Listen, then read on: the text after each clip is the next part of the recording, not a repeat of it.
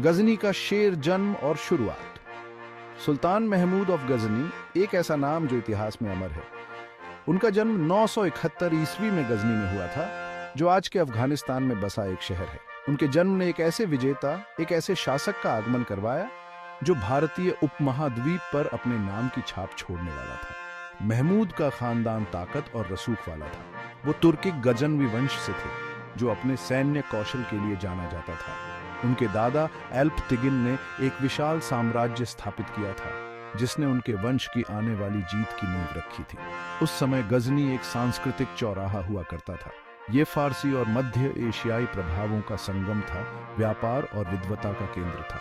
इसी जीवंत माहौल में युवा महमूद के चरित्र का निर्माण हुआ। उनके बचपन के बारे में बहुत कम जानकारी है। हालांकि इतिहास बताता है कि उन्होंने एक शाही शिक्षा प्राप्त की, युद्ध और राजनीति की कला में प्रशिक्षित हुए। उनका मार्ग तय था। अपने पूर्वजों के नक्शे कदमों पर चलने के लिए किस्मत ने उन्हें चुना था। एक राजकुमार की शिक्षा, शुरुआती जीवन और प्रभाव।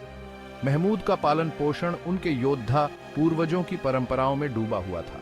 उनके पिता सबुकतिगिन ने युवा राजकुमार के विश्व दृष्टिकोण को आकार देने में महत्वपूर्ण भूमिका निभाई।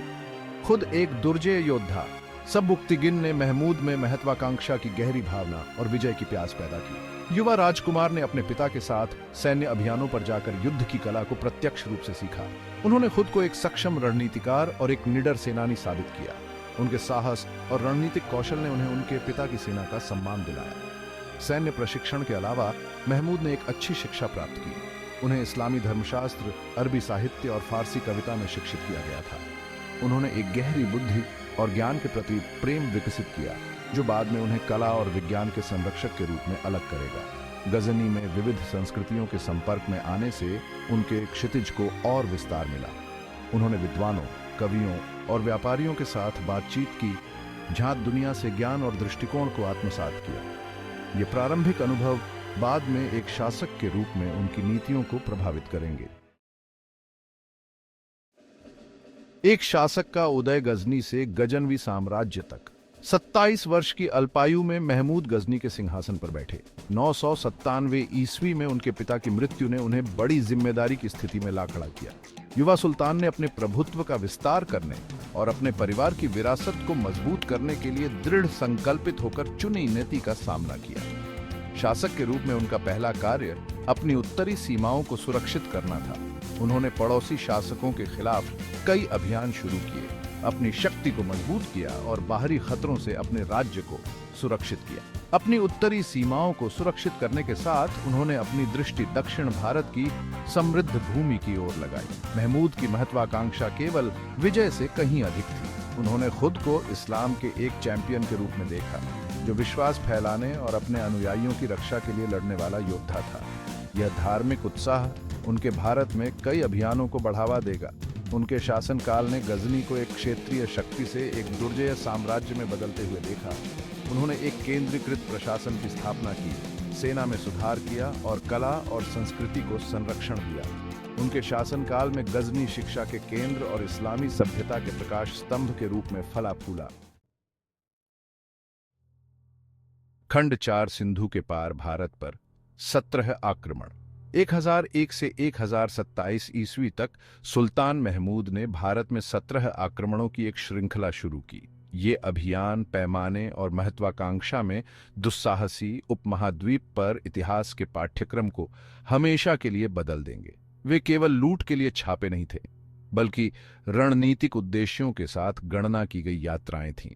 उनका प्राथमिक लक्ष्य उत्तर पश्चिमी भारत के धनी राजपूत राज्य थे। ये राज्य हालांकि रक्षा में बहादुर थे, अक्सर विभाजित थे और महमूद के हमलों की गति के लिए तैयार नहीं थे। सुल्तान की अच्छी तरह से प्रशिक्षित सेना, बेहतर रणनीति और हथियारों से लैस पंजाब के मैदानों में विनाशकारी प्रभाव के साथ बह गई। प्रत्येक आक्रमण ने एक समान पैटर्न का पालन किया। महमूद की सेना सिंधु नदी पार करती, स्थानीय शासकों को शामिल करती और उन्हें हराती। वह अक्सर अपने विरोधियों को इस्लाम में परिवर्तित होने का मौका देता, उनके जीवन और राज्यों को बख्शता। जिन लोगों ने इनकार कर दिया, उन्हें उसकी सेना की पूरी ताकत का सामना करना पड़ा। जबकि धन की प्राप्ति निस्संदेह एक प्रेरक कारक थी।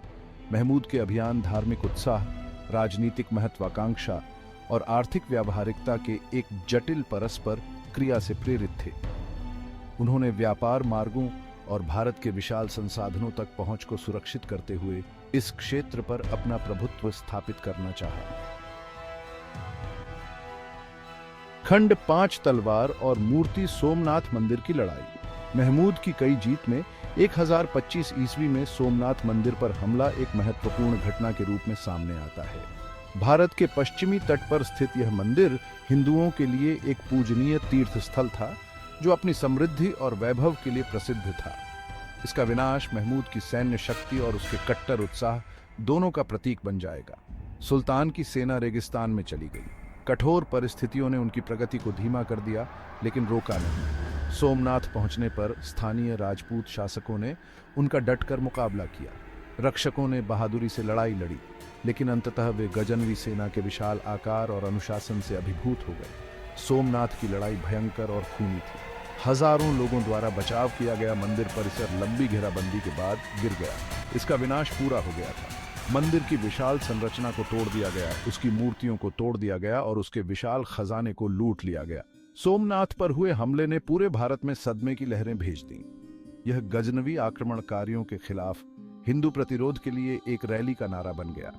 महमूद के लिए इसने इस्लाम के एक चैंपियन, मूर्तियों के विध्वंसक और आस्था के प्रसारक के रूप में उनकी छवि को मजबूत किया।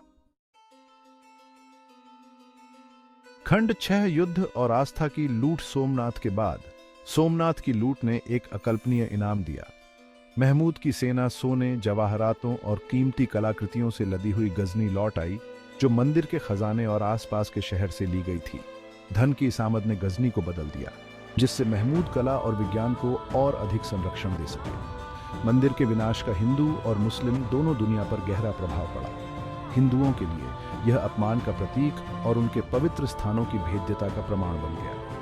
इसने मुस्लिम शासकों के प्रति आक्रोश को हवा दी, जिससे सदियों तक अंतरधार्मिक संबंधों पर एक दाग लगा रहा। मुसलमानों के लिए सोमनाथ में जीत ने एक पवित्र विजेता, विश्वास के रक्षक के रूप में महमूद की छवि को मजबूत किया। उसने युद्ध की लूट का इस्तेमाल अपनी राजधानी को सजाने, मस्जिदों, पुस्तकालयों और मदरसों के निर्माण, गजनी को इस्लामी शिक्षा के केंद्र में बदलने के लिए किया। सोमनाथ पर हमला, जबकि एक सैन्य जीत, दूरगामी परिणाम थे।